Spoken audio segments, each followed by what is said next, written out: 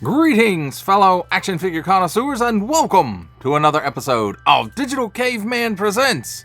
I, as always, am your host, the Digital Caveman, and today I will be presenting you with the Marvel Legends series X-Men 97 Wave 3's Cable. Let's get into it!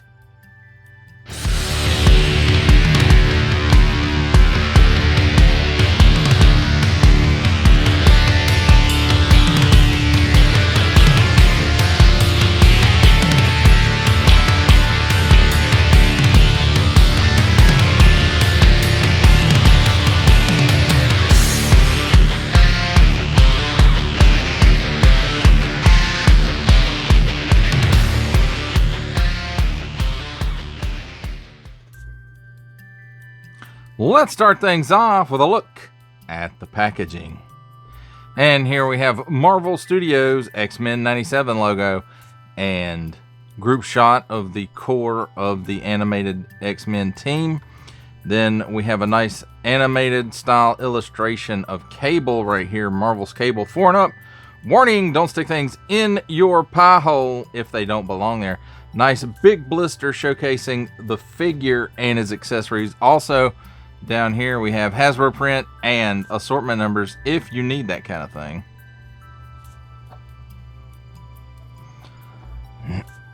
Moving right along to the back, we got Marvel Legends series here, the X-Men X Circle logo, along with the cross sail for the rest of Wave 2.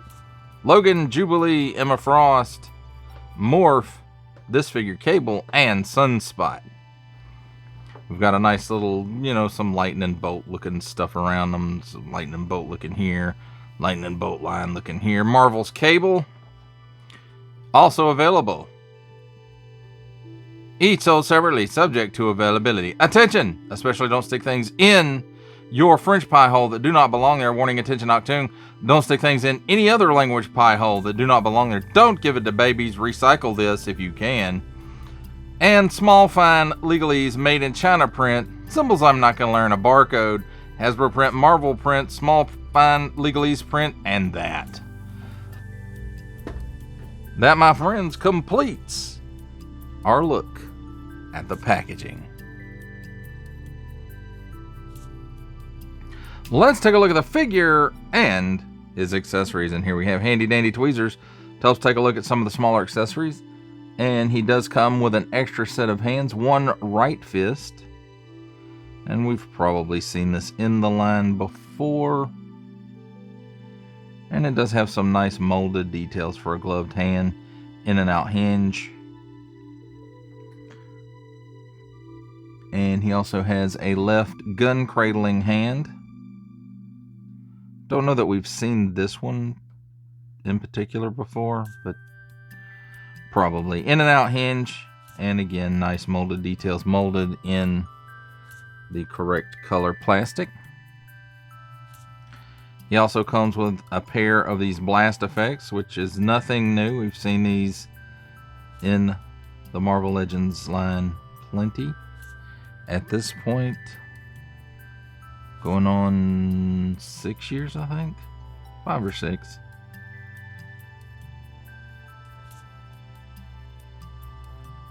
Molded in translucent plastic and with some, I guess, some color added to the plastic.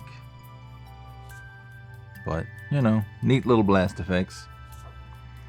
Then he comes with this smaller futuristic blaster. It's got a few paint apps on it. Here and here. And it's made out of like that swirly twirly kind of gray silvery plastic. It's got a port in the end of the barrel for blast effects. And of course, how that works is you just plug it in there and pew, pew, pew, because it's a laser gun. And then his last accessory is his big honkin' rifle, which is Cable's signature weapon, I suppose you could say. But it has a nice look to it. It is molded in that silvery gray kind of plastic. You can kind of see the swirls and twirls in there. Vented. It's got a few paint apps here, same on the other side. And very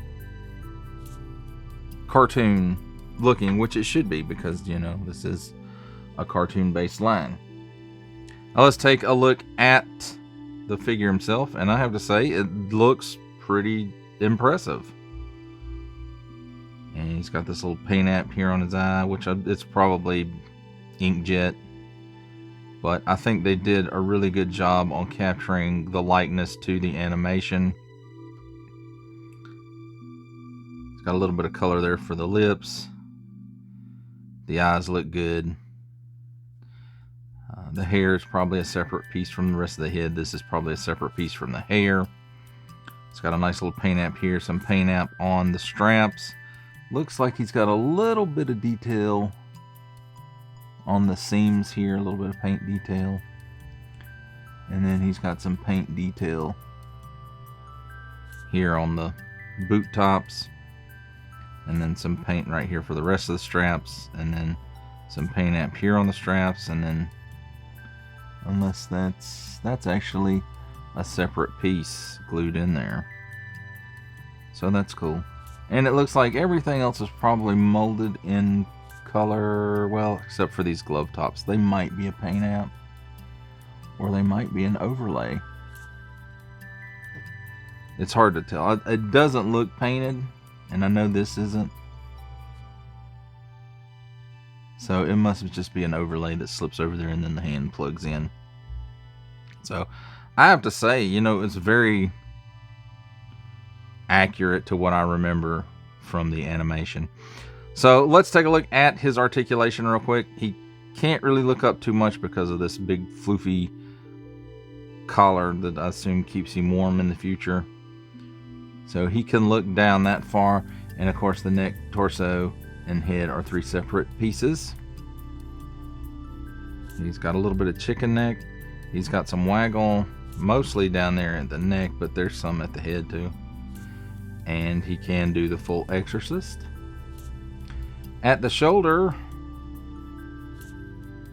the arm will rotate 360 degrees, but this shoulder pad does get in the way. And then because of the shoulder pad, I'm not sure 100% if it's because of the shoulder pad, but his arm raises up at the shoulder about 90 degrees. And without this, it might go a little further, but with it, it doesn't, and it's attached, so you know, we can't tell. Cut at the upper bicep, 360 degrees of rotation there. Double hinged, pinless elbow. And there I go bumping the camera again. Gives you that much bend. 360 degrees of rotation at the wrist, and it is on an up and down hinge. The other side is an up and down hinge as well. He does have a cut here where the chest and the torso or abdomen meet, and these are separate from the lower piece, so it doesn't bind up or hinder the articulation because it's, you know, attached. You guys got what I'm saying there. So he gets plenty of hula there. He can rotate 360 degrees there. He also has, well, I said he had a waist cut. He does not have a waist cut, so it's all in that upper torso joint. I don't like when they do that.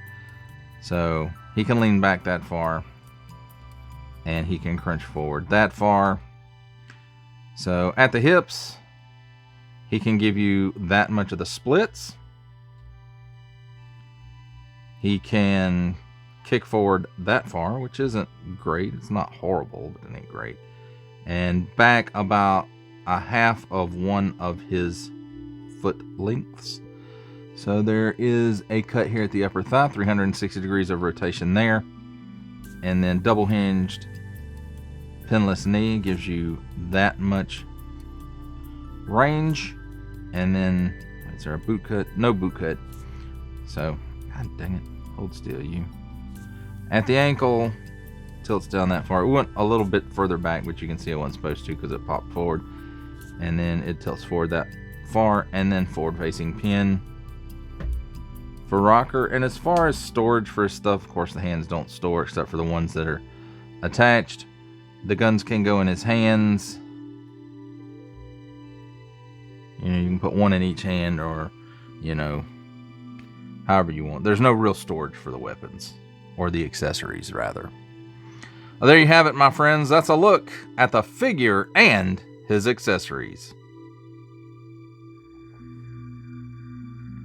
It's time for my favorite part of a review, comparisons. And here we have the Marvel Legends series X-Men 97 Cable with the Marvel Legends series X-Men 97 Cyclops, the Marvel Legends series X-Men 97 Jean Grey, and the Marvel Legends series X-Men 97 Wolverine.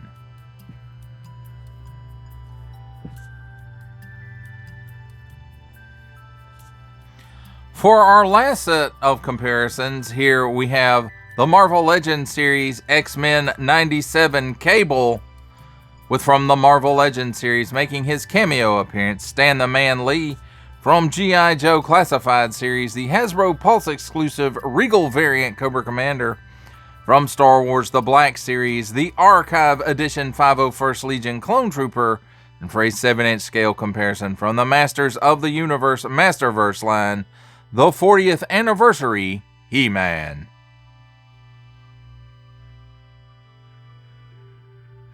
For final ramblings on the Marvel Legends series X-Men 97 Cable, I have to say I really, really like this figure.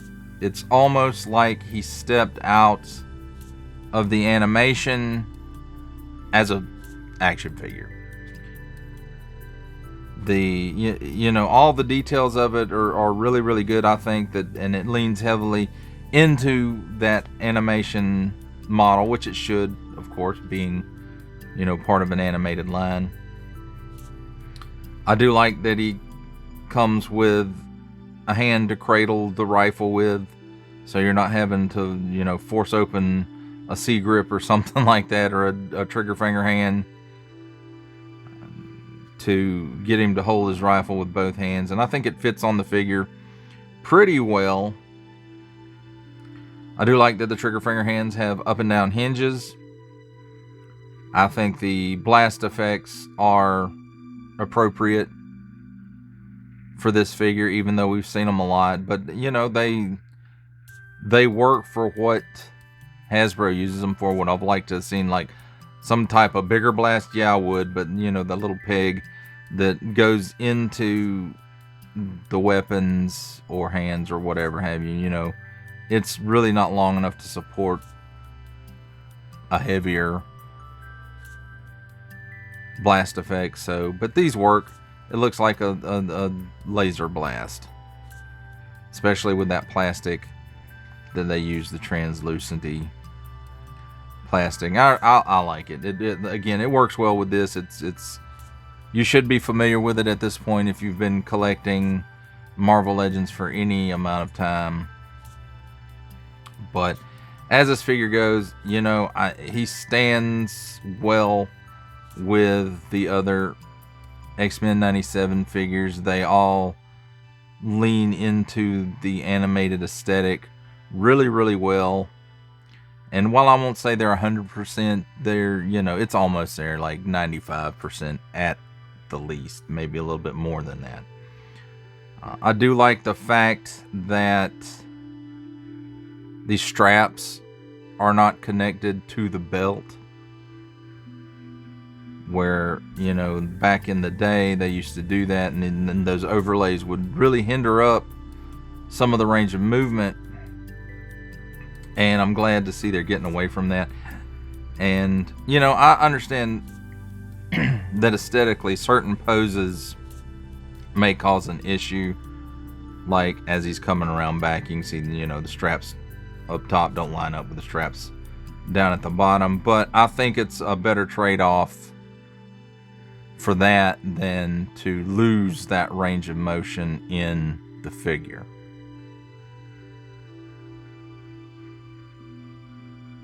Well, that does it for the review. I hope you enjoyed it. I enjoyed making it. Only support from viewers like you make this programming possible.